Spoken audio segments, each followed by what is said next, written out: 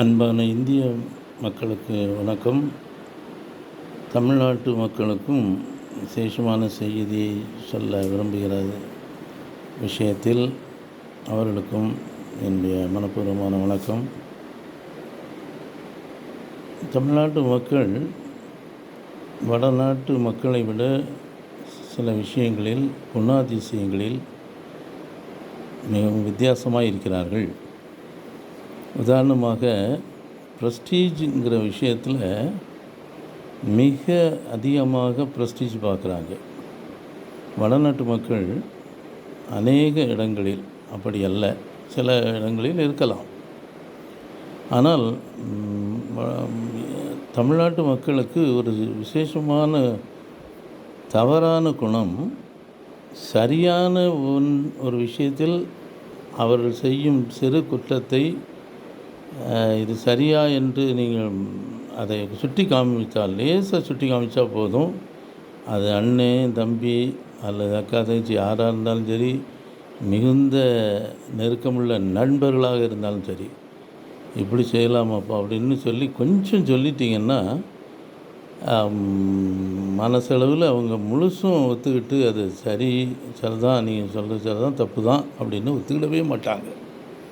இது கிறிஸ்தவர்கள் மத்தியில் இன்னும் அதிகமாக தான் இருக்க வழிய குறையலை.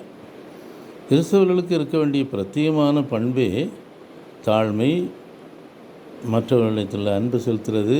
அப்போ மற்றவங்க குற்றஞ்சாட்டுற விஷயத்துலையும் சரிதானா ஒத்துக்கிடணும்.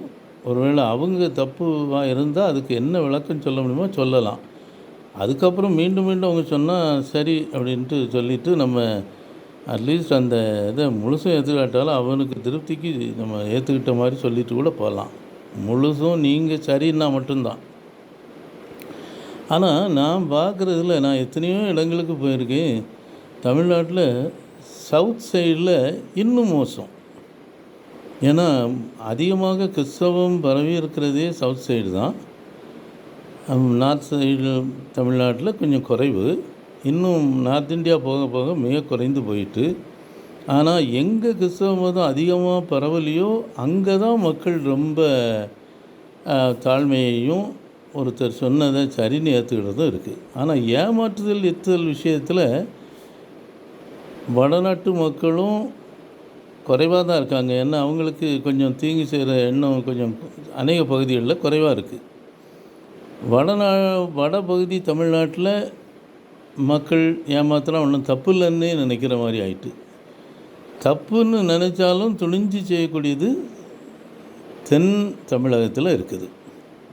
அப்போ பெரிய விதமான தப்பை கூட துணிஞ்சு தென் தமிழகத்தில் செய்வாங்க, ஏமாற்றி ஏதாவது அபகரிக்கிறதோ ஏதோ. ஆனால் ஒரு ஆவரேஜ் இப்படி பார்த்தா தென் தமிழகத்தில் இது குறைவு, கொஞ்சம் மனசாட்சி உறுத்துற மாதிரியே தான் இருக்காங்க.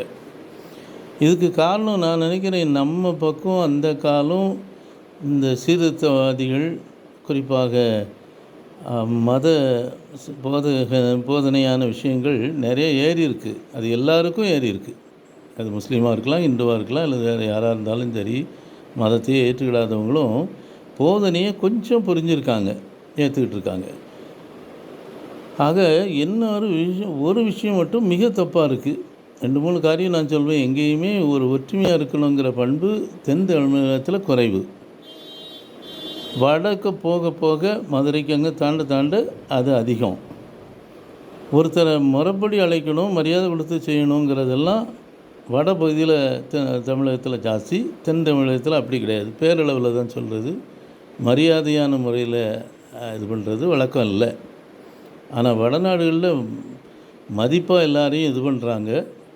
அதே சமயத்தில் அங்கே கொடுக்குற மதிப்பெல்லாம் குறிப்பிட்ட ஒரு சாராருக்கு மட்டும்தான், அவங்கள சேர்ந்தவங்களும் அவங்களுக்கு வேண்டியவங்களுமான விஷயம் மட்டும்தான். ஆனால் தென் தமிழகத்தை பொறுத்தளவில் யாராக இருந்தாலும் சாப்பிட்றதுக்கு வந்தாங்கன்னா முழுமையாக அவங்கள சாப்பிட்றதுக்கு அலோவ் பண்ணிடுவாங்க. பொது பந்தியிலையோ பொது விசேஷங்களையோ அல்லது அவங்களுடைய விசேஷமான திருமண மற்ற நாட்களிலோ பாவப்பட்டவங்க ஒரு காலத்தில் வெளியே இல்லைங்கன்னு சொல்லி சாப்பாடு தருவோன்னு சொல்கிற காலம் போய் இப்போ உள்ள முதல் பந்தியிலே உட்கார்ந்தாலும் பரவாயில்ல, சாப்பிட்டு போட்டோன்னு இருக்காங்க. இன்னும் வடநாட்டில் அது கிடையாது. பாவப்பட்டவங்க உள்ள அனுமதி கிடையாது. சில இடங்களில் அப்படி தவறுதலாக வந்துட்டால் அது சிறுவர்கள் பசியோ ஆசையிலேயோ வந்து சாப்பிட்டாங்கன்னா அவங்கள கூட அடித்து சில இடங்களில் கொல்ல கூட செய்திருக்காங்கன்னு சொல்லப்படுது. ஆனால் அடிக்கிறதெல்லாம் வெளியே வந்திருக்கு. அப்போது இன்னும் அங்கே வந்து ஒரு யாரோ ஒரு சமூகத்தை சேர்ந்தவங்க உள்ளே எளிதாக எல்லா விஷயத்துலையும் கலந்துட முடியாது. ஆனால் அது அந்த மாதிரி சமத்துவம் தமிழ்நாட்டில் கவலைப்படாமல் நடக்குது. எல்லா பக்கமும் தென் தமிழகத்தில் மிக அதிகம். எதுக்கு சொல்ல வர்றேன்னா, இன்னும் எதை நம்ம மாற்றிட முடியுமோ அதை மாற்றணும்.